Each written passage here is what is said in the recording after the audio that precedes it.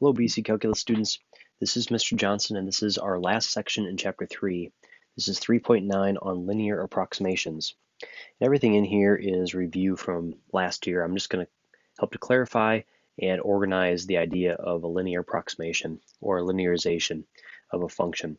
So first off, we have our graph here, and if we write the equation for the tangent line, we get y minus y1 equal to m times x minus x1. So if we're looking at a particular function f of x at a value a, our tangent line will be y minus f of a equal to f prime of a multiplied by the quantity x minus a.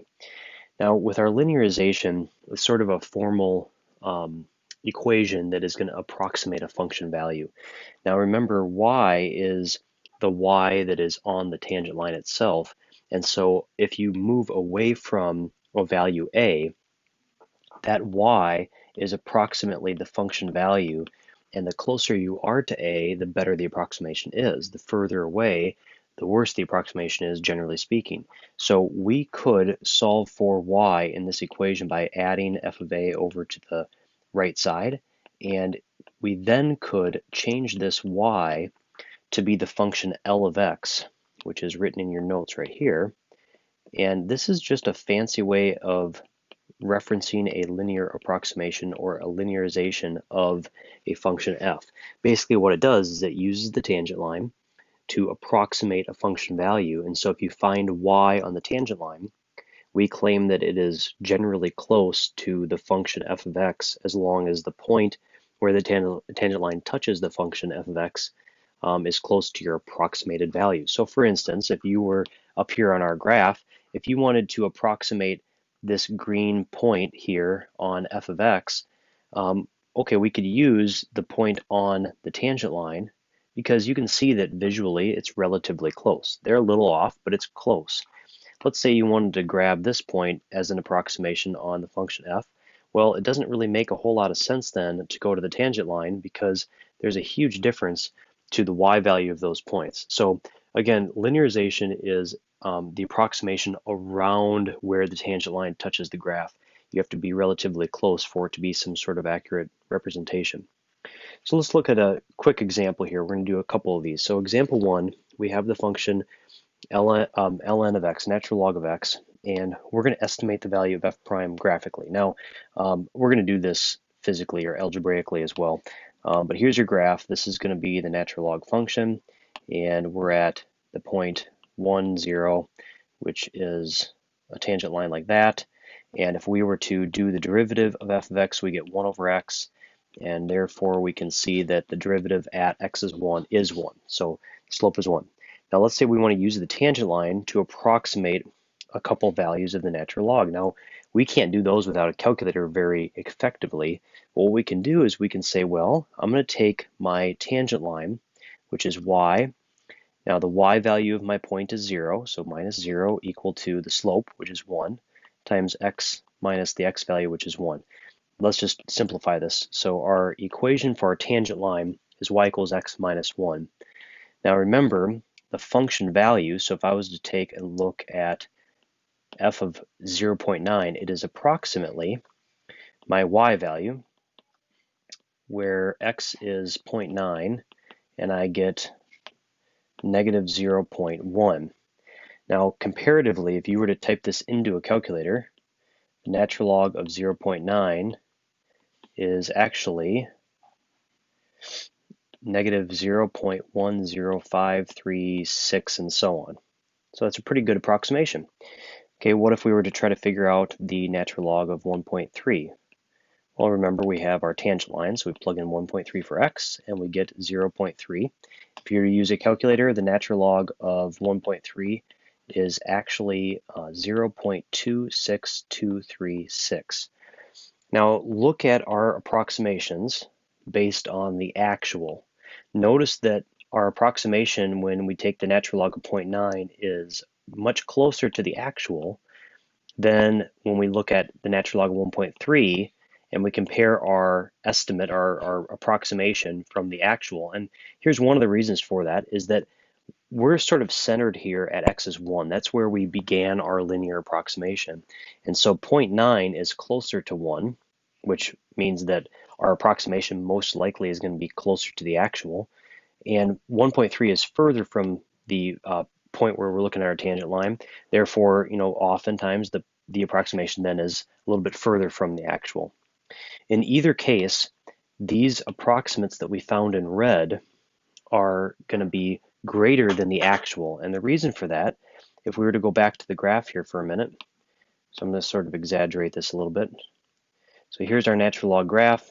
Here is the point at which we take our tangent line.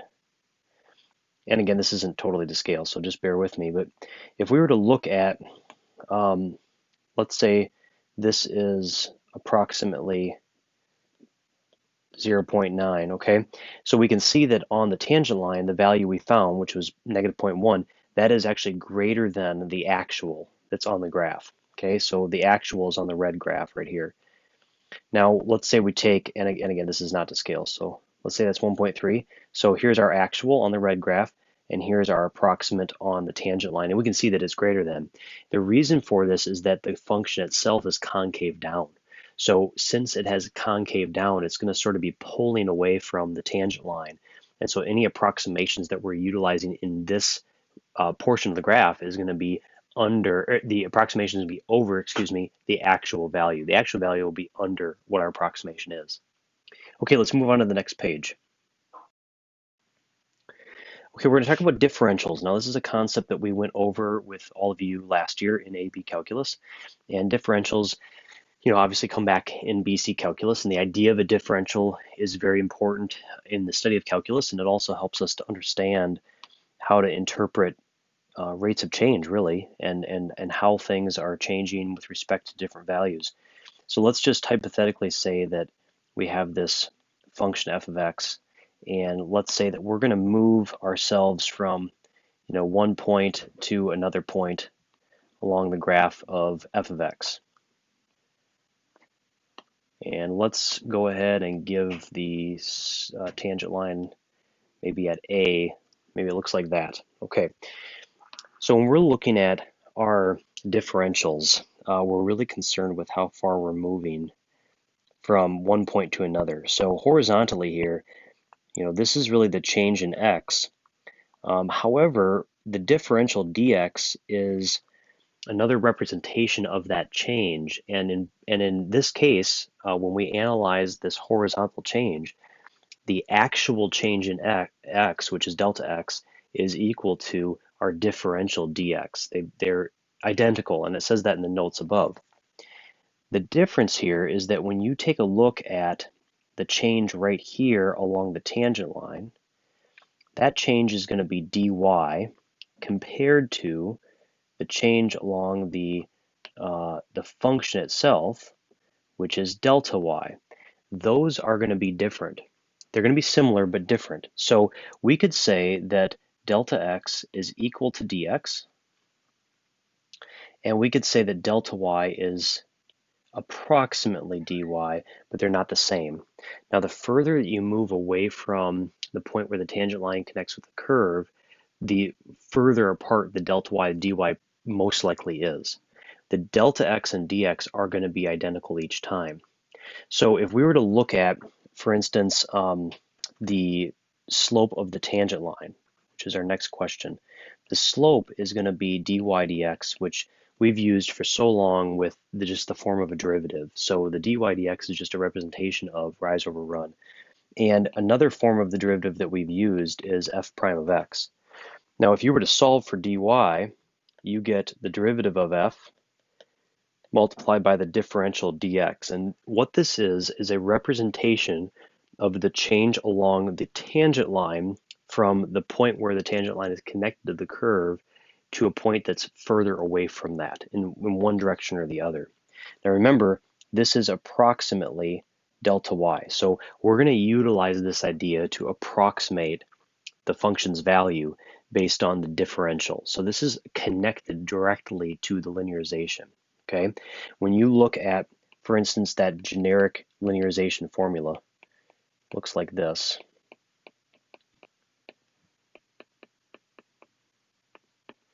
Okay, now, whoops, sorry, hold on, let me change that to A.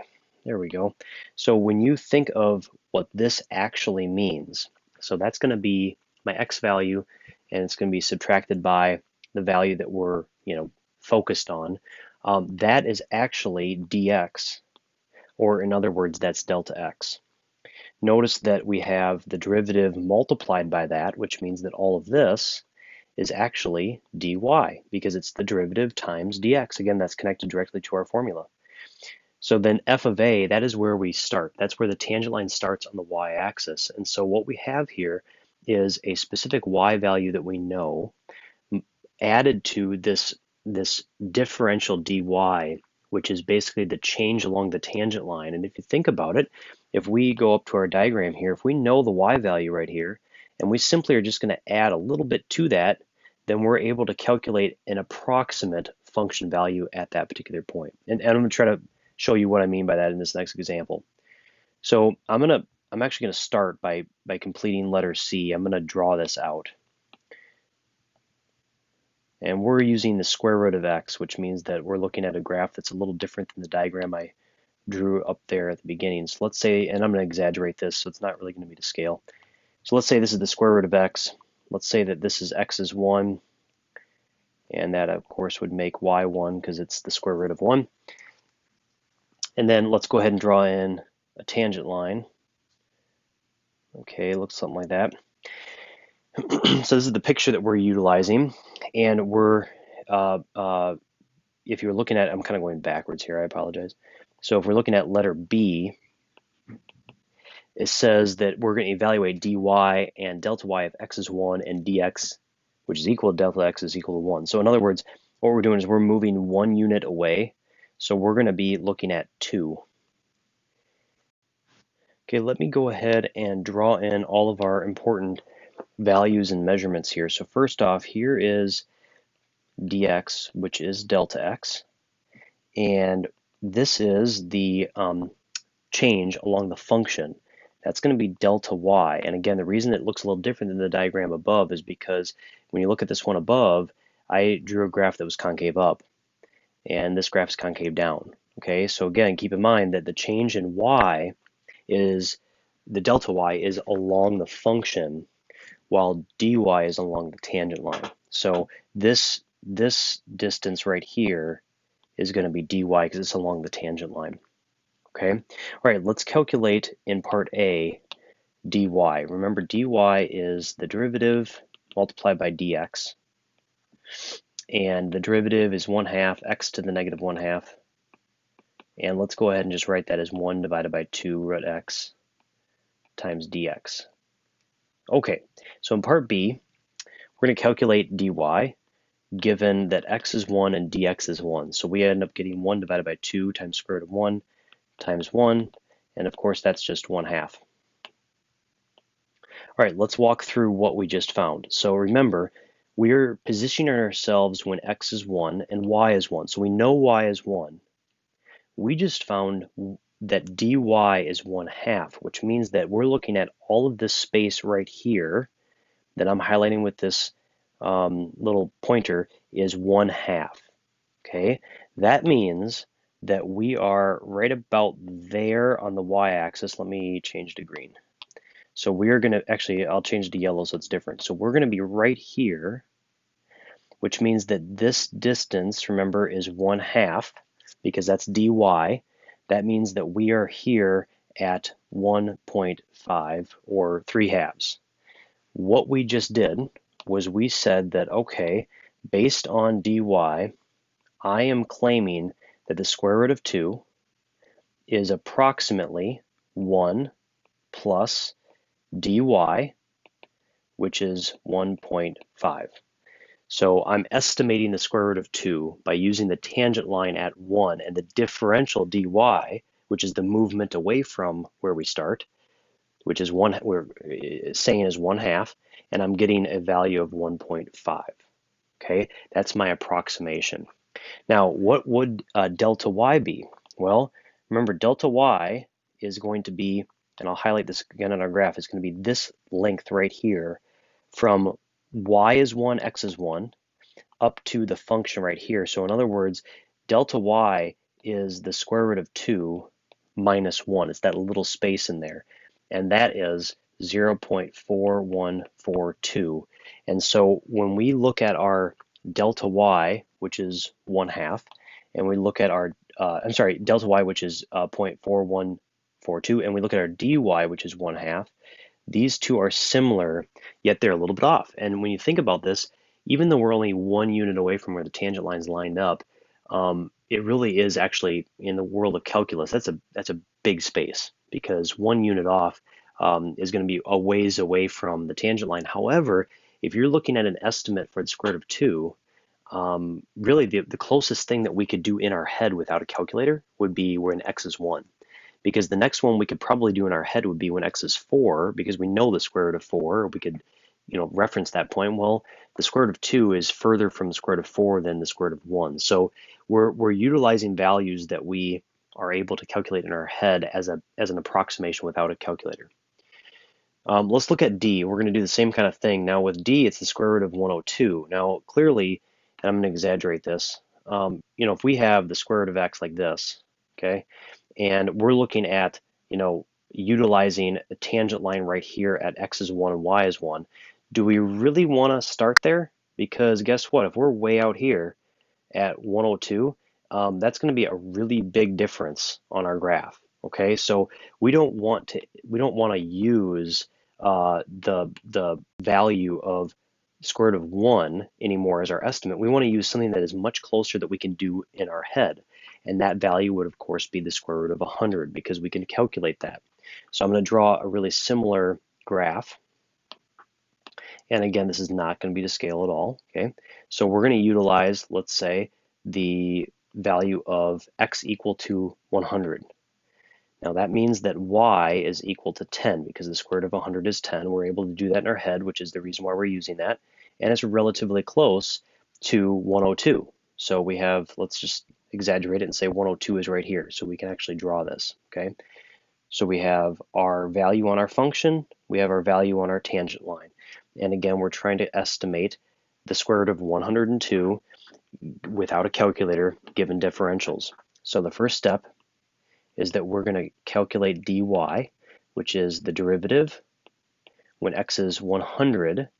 Now the dx is a little different here, because remember the dx is the space away from where we started, which means that we're looking at 2 units, 100 to 102. So dx is going to be 2, and we get the square root of, let's see, 100 is 10, so we get 1/10. That's going to be our dy. The delta y is going to be the square root of 102 minus the square root of 100, or 10. And so if you type this into your calculator, you get 0.0995. So we are very close to 0.1, which is what we got with our dy. Now what we're going to do, again, the problem is asking us to estimate the square root of 102. So my estimate here is my function value, which is 10, plus my dy differential, and I can do this in my head pretty quickly. That's going to be my estimate, okay? The actual value here for square root of 102 is 10.0995, and again, it keeps on going there, okay? But you can see that these two values are very close to each other, and obviously the second one I need a calculator for. The first one I'm using linearization, and I'm using this approximation tool, and it's actually really, pretty accurate, because you're not really that far away from 100. You're just going to 102, and so this is one of the ways that we can approximate using this tangent line method. Okay, let's go on to the last page. All right, let's do a couple problems. I just have 3 for you, and it's all on linearization, of course, tangent line approximation. So the first one we have this, and this is an FRQ, by the way, and this is just part A, so we're not doing the rest of the FRQ. It says f is a function where we have f of 2 equals -8, and on the graph of f, the slope is given by 3x squared divided by y. So our slope is given in the problem. All right, we want to come up with the equation of the tangent line when x is 2. So let's go ahead and calculate the slope, and we're going to use 2 -8. So we get 3 times 2 squared divided by -8, and that gives us negative 12 over negative 8, so negative 3 halves.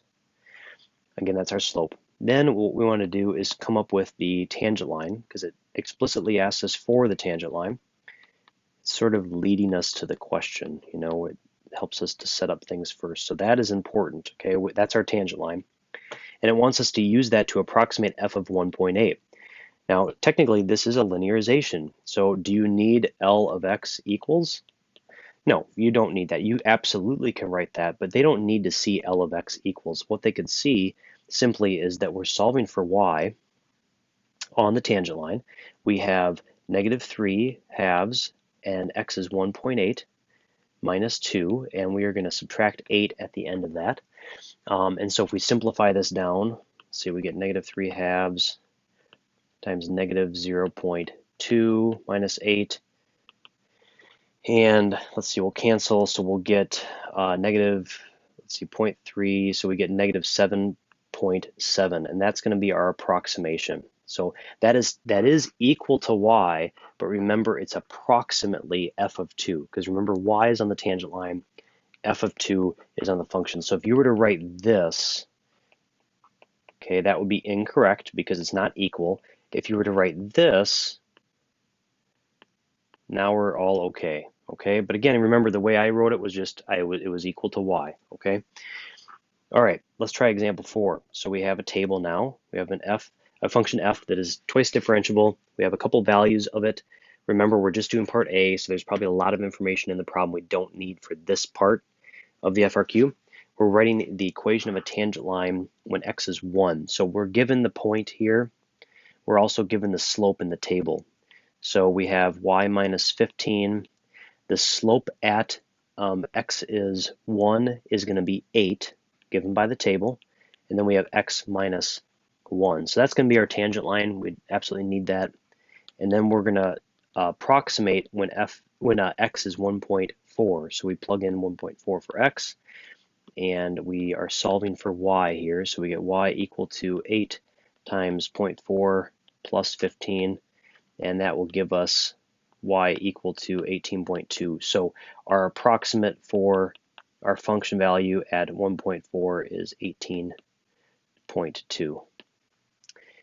All right, last problem.